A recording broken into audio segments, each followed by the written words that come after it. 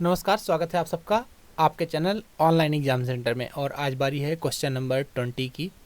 हर बार की तरह हम आपके लिए आज फिर एक नया क्वेश्चन लेके आए हैं और मैथ का एक इंटरेस्टिंग क्वेश्चन है।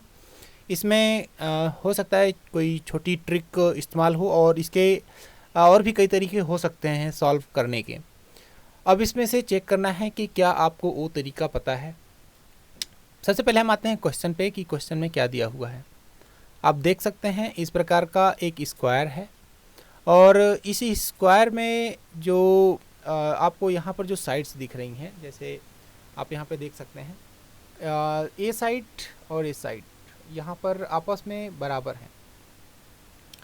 ठीक है, अब इनकी एग्जैक्ट लेंथ एक्चुअली नहीं दी गई है, लेकिन जो भी है बराबर हैं। ठीक है, यहाँ भी जो भी लेंथ है इन दोनों की ये बराबर है।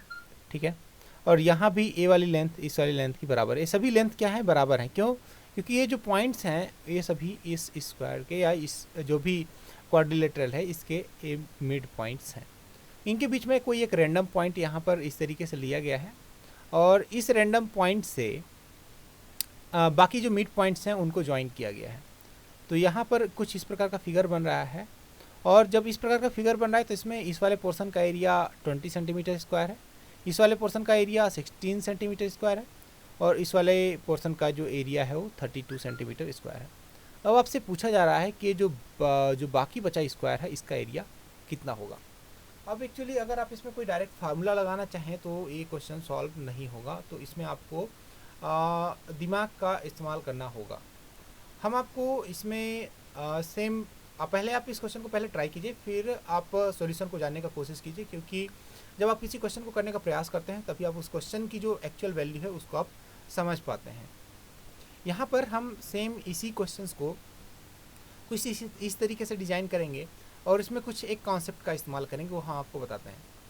उस कॉन्सेप्ट को इस्तेमाल करने से पहले हम इसमें कुछ चीज़ें जैसे ड्रॉ करते हैं तो उससे आपको पता चलेगा कि हम इसमें कौन सा फर्दर कॉन्सेप्ट इसमें अप्लाई कर सकते हैं। सबसे पहले हम एक काम करते हैं, यहाँ पर हम ले लेते हैं यहाँ पर हम लेते हैं इस पॉइंट को ज्वाइन करते हैं इस पॉइंट से कुछ इस तरीके से,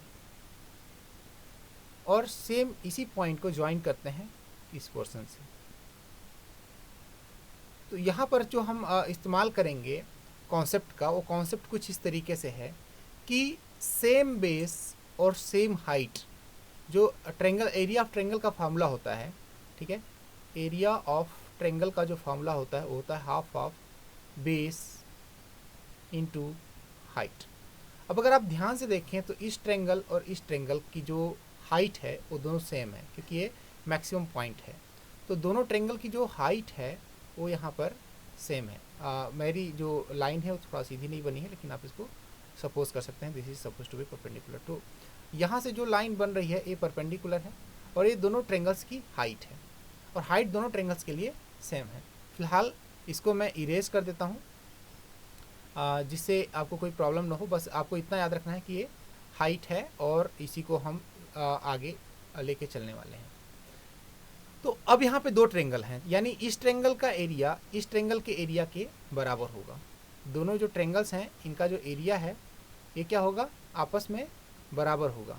क्यों बराबर होगा? क्योंकि बेस की वैल्यू यानी this portion are equal, base is equal for both triangle, और यहाँ पे जो हाइट है वो भी दोनों के लिए इक्वल है। और ट्रेंगल का एरिया क्या होता है, half of base into height. तो ट्रेंगल 1 और ट्रेंगल 2 अगर हम डिफाइन करें तो उस केस में यहाँ पर हाफ ऑफ बेस उसका भी सेम है और हाइट उसका भी सेम है, यानी दोनों पोर्शन का एरिया सेम सेम है। तो हम एक काम करते हैं, इन दोनों पोर्शन को हम यहाँ पर ए मान लेते हैं, इसको हमने लिख लिया यहाँ पर ए, और इस वाले पोर्शन को लिख लिया हमने ए और ए दोनों बराबर एरिया के हैं। अब इसी प्रकार से हम अगर यहाँ पे ड्रॉ करते हैं इस पॉइंट्स को, हम अगर डायरेक्टली इससे ए जोड़ते हैं यहाँ पे, तो ए दोनों पोर्शन का एरिया बराबर होगा। तो इसको हम लिख लेते हैं बी और इसको लिख लेते हैं बी, क्योंकि इसका जो बेस है दोनों का ट्रेंगल का सेम है। कौन से ट्रेंगल की बात कर रहे हैं हम? ये जो इंडिपेंडेंट ट्रेंगल आप यहाँ पे देख रहे हैं, इस प्रकार का जो ये ट्रेंगल ये बना हुआ है यहाँ से यहाँ तक, ये ट्रेंगल क्या है, इसका एरिया और जो इसके नीचे ट्रेंगल है उसका एरिया दोनों आपस में बराबर है, यानी इस ट्रेंगल का एरिया। ठीक है, अब सेम उसी प्रकार से हम यही बात इधर भी करेंगे। तो हम इसको कर लेते हैं कुछ इस तरीके से, इस पॉइंट को ज्वाइन करते हैं यहाँ पे थोड़ा मेरा फ्री हैंड स्केच उतना अच्छा नहीं है, फिर भी आप समझने की कोशिश कीजिए। तो यहाँ पर ये सी है और ये सी, दोनों पोर्शन, दोनों ट्रायंगल का एरिया सेम सेम होगा। अब बचते हैं ये दोनों पोर्शन, तो ये दोनों पोर्शन का एरिया भी क्या होगा, सेम होगा, यानी डी और डी। ठीक है, हमने कॉन्सेप्ट इस्तेमाल किया है यहाँ पर कि सेम हाइट और सेम बेस वाले ट्रायंगल्स का एरिया सेम सेम होता है। मैंने उनको इस तरीके से नोट भी कर लिया।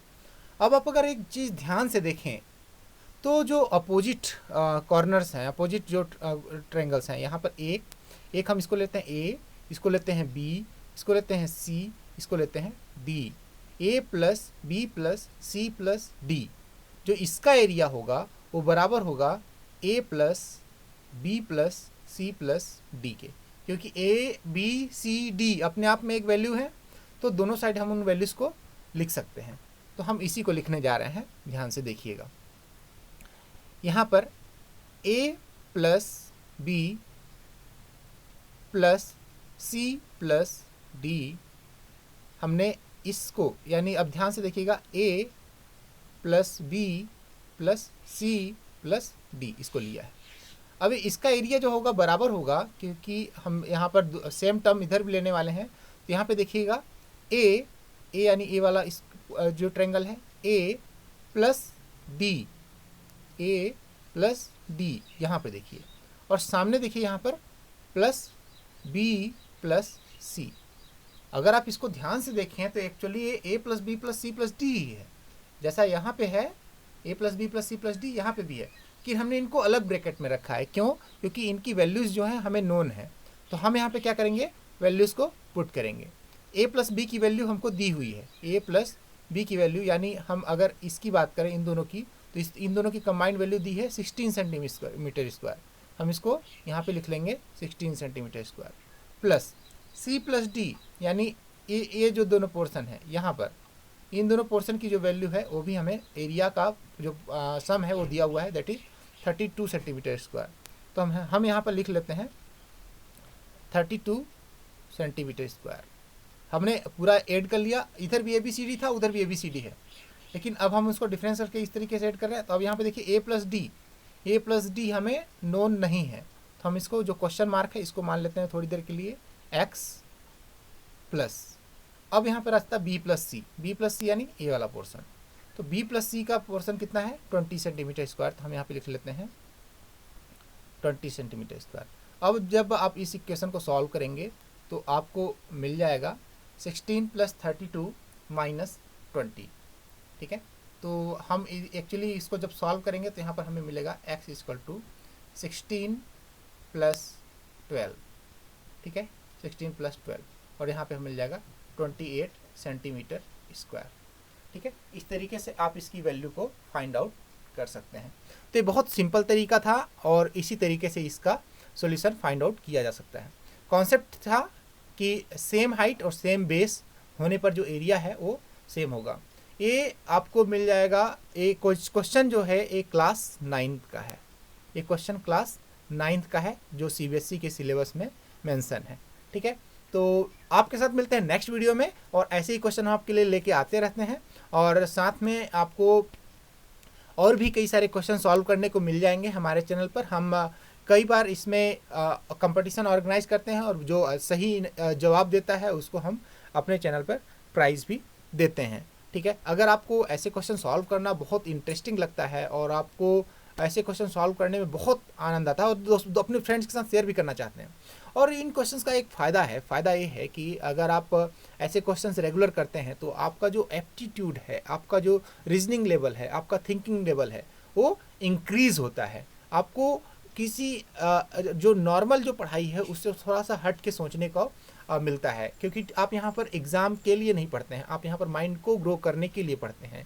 तो आपको हमारे चैनल पर ऐसे कई सारे क्वेश्चंस मिल जाएंगे, और हमने ऑलरेडी पहले कई क्वेश्चन अपलोड किए हैं, और आगे भी हम आपके लिए और भी कई सारे इंटरेस्टिंग क्वेश्चन लेके आएंगे।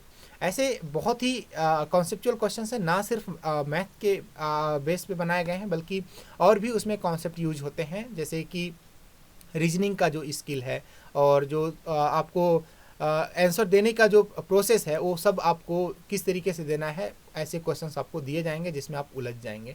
तो ऐसे क्वेश्चन को सॉल्व करने से एक चीज़ होता है, माइंड बहुत शार्प होता है। अगर अभी तक आपने चैनल सब्सक्राइब नहीं किया तो चैनल को सब्सक्राइब कर दीजिए और वीडियो को लाइक कर दीजिए, अपने फ्रेंड्स के साथ शेयर कीजिए जिससे मैक्सिमम लोगों तक ये वीडियो पहुंच सके। वीडियो देखने के लिए बहुत बहुत धन्यवाद। मिलते हैं आपके साथ नेक्स्ट वीडियो में, तब तक अपना ख्याल रखिएगा।